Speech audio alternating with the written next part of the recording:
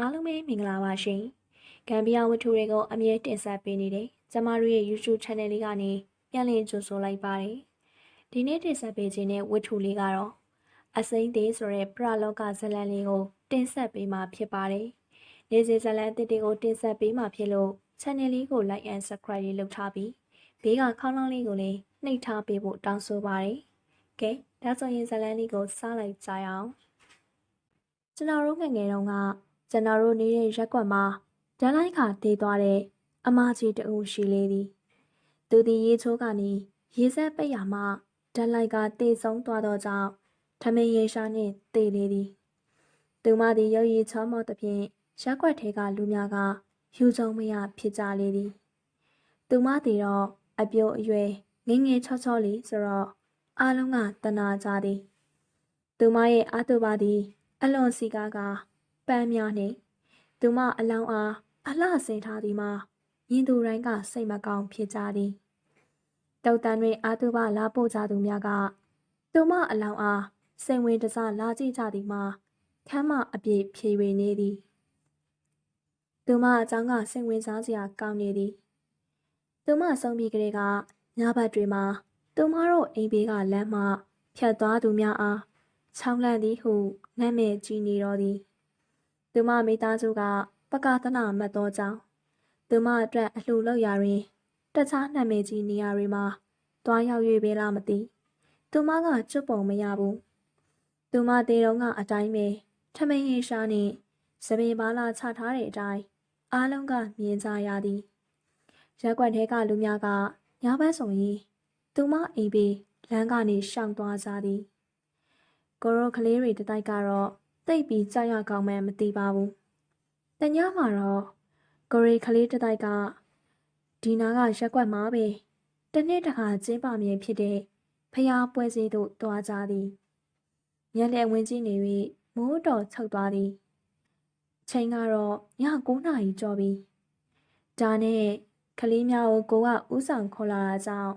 ဦးလေးနှင့်အိမ်ပြန်ကြသည်။ကလေးများကဖျားပွဲကအတွေ့အကြုံများကိုတယောက်တစ်ပေါက်ပြောရင်းနဲ့စုညံ့စွာလိုက်လာလေသည်ရက်ကွက်ထဲကစိမ့်တီအမကြီးတို့လမ်းတေးကိုဝင်လိုက်သည်ဆိုတာနဲ့ဆွဲဆွဲငင်းငင်းဥလိုက်သောခွေးဥတန်းကြောင့်ခလေးတတိုက်လေးအတန်တိတ်သွားကြသည်ဦးလေးနောက်ကိုအမြန်ရှောက်လာကြရင်အစိမ့်တီအမကြီးအိမ်ဘေးသို့ရောက်လာကြတော့သည်သူမရဲ့အိမ်ဘေးနာကအဖြတ်ရှေးတန်းကြားလိုက်ရ၍ကြက်သိမ်းများထသွားကလှဲကြည့်လိုက်တဲ့အခါမှာတော့ရွှေကန်ပေါင်းမော်ရင်6လောက်တွဲလောက်ချထိုင်နေတဲ့သူမကိုထမင်းရေရှားနှင့်စပင်းများကလီတွေလွှင့်နေတာကိုမြင်ရလေတော့သည်ကျော်ကခလေးများကတရေဟုအော်ပြေးလိုက်ကြသည်မှာရက်ကွက်အတွင်းစုညံသွားတော့သည်ဒီတည်င်းဒီသူမတို့မိသားစုအိမ်တို့ပေါက်ကျသွားကသူမတို့မိသားစုကအလွန်စိတ်ဆိုးနေကြသည်ခလေးများပေါက်ကရပြောသည်သူတို့သမီးအားတိတ်ခါချသည်ဟုဆိုလေကနောက်တစ်ခါသတင်းစားပါကရက်ကွက်ရုံကိုတိုင်မြင်းဆို၍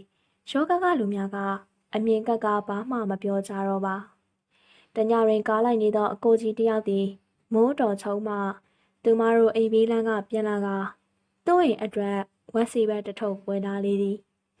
သူမတို့အိမ်ဘေးရေကန်နာကိုရောက်တော့ခက်တွက်တွက်ရှောက်လာရာသူ့နောက်ကျော်မှ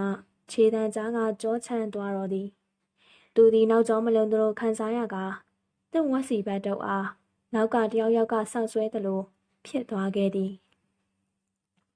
ထိုကတတိရှိသောလူက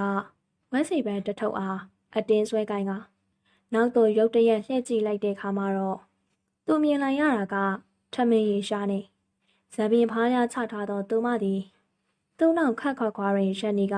လက်တစ်ဖက်သည်ရှေ့ထွက်လာကသူ့ရဲ့ဝက်စီဘက်တုပ်အားလှမ်းဆွဲလိုက်သည်သူလည်းဖနှောင်းနှင့်တင်မှာတသားလေးကြကပြေးလိုက်တော့သည်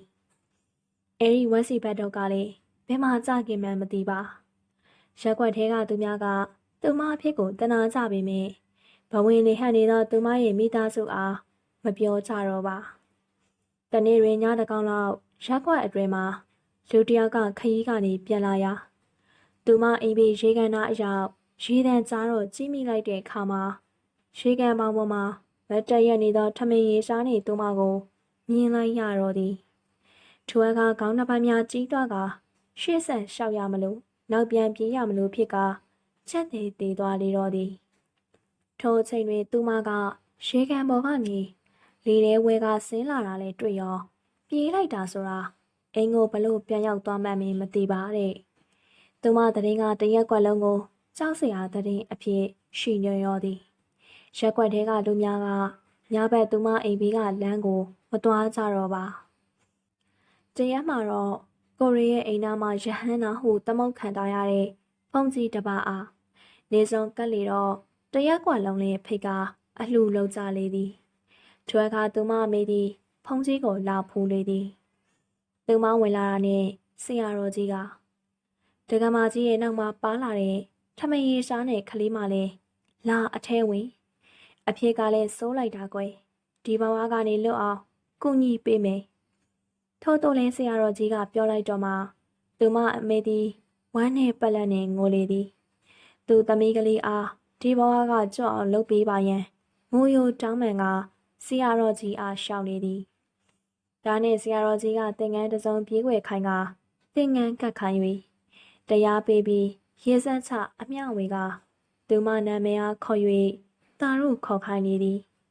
ခဏအကြာတွင်သင်ပြပြအမွှေးနံကိုထိုးဆန်းစွာရကြလေသည်အဲဒီထဲကသူမရဲ့6တန်ကိုမကြားရတော့ပါ